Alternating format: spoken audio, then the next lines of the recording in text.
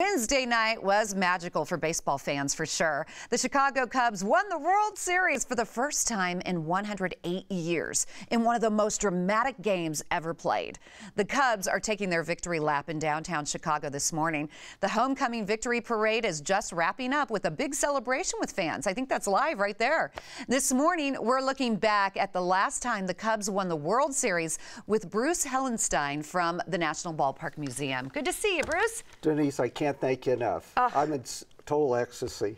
Well, you know, and he went to Game 3 and Game 4, right? That is right. This was like your heaven. It was heaven. Why was the World Series so significant for you and so many other people? Oh my gosh. I mean, it just, to me, I'm the biggest fan of baseball itself. Yeah. And seeing the Cubbies and a streak of 108 years, it's like an injection of the joy and magic that baseball has, and it's almost like a wake-up call to the American people that, hello, this is and always will be our national pastime. What was it like? What feelings were you going through? It was like an emotional roller coaster, I would imagine, as you were standing there watching the game. It was driving me crazy, but at the end, I was just watching baseball play out, because it's the joy of baseball is the unpredictability of it. You don't know who's going to be the hero or the GOAT. Like Wednesday's game, I mean, it had everything. It did. And that's what makes baseball so great, is that there's no way to predict what's going to happen. Oh, watching it, our family at home, we weren't lucky enough to go to the game, but it was like, whoa, no, are you kidding me? I mean, everything. Let's go back to the game in 1907, and let's talk about the World Series there. Here's a great picture right here. I mean, you own and have a beautiful museum, so you could probably talk about all of these great pictures and the significance of them. Well, I think this is Mordecai Brown, Three-Finger Brown, one of the great pitchers of the era.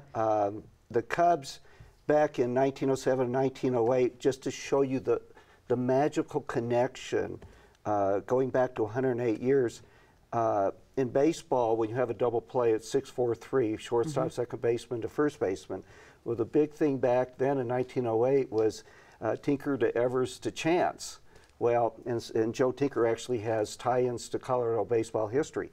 Well, the last play to get the Cubbies into the World Series was a 6-4-3 from Russell to Baez to Rizzo, and it was a bang-bang play. I mean, I'll tell you, Denise, nothing is more magical in the world than baseball. Oh, that's so true. Were the Cubs really cursed? Yes. Okay, tell me about that curse. Like, I mean, come on, why did it take 108 years? Well, the answer is very simple.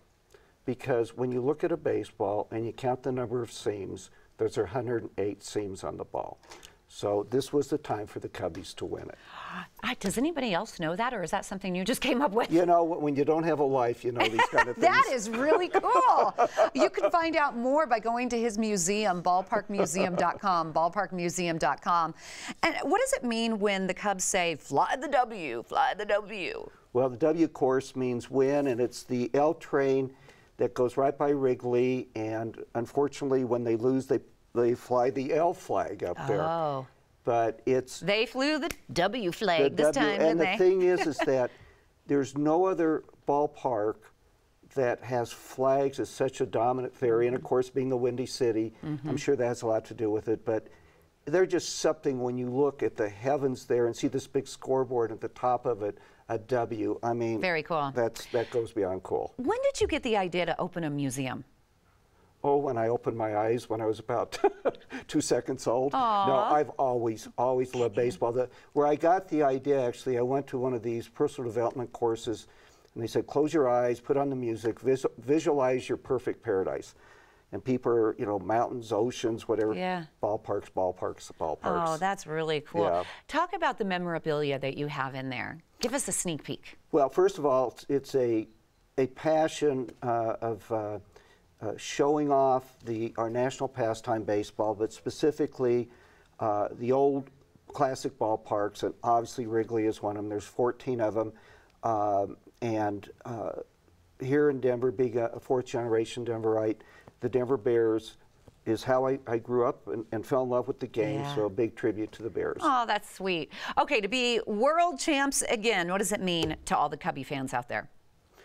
You know, I think the biggest thing, Denise, I just heard on the radio coming over, when you hear stories about people going to their parents' grave and being there I heard that. and sharing, it connects generations. Nothing in this world, in my opinion, connects generations like baseball. He's referring to a story. It was shown on 9 News this morning. Amazing, yeah. A man drove like 9-10 hours to go to his dad's grave because they had a promise that when the Cubs go to the World Series again, they would watch it together. So he drove 9 to 10 hours that one day, last Wednesday, and sat at his grave with like a radio and a little TV, and they watched it together. So, well, you were just so sweet. Thank you for coming on the show. Oh my goodness, this is heaven. You were just the nicest man.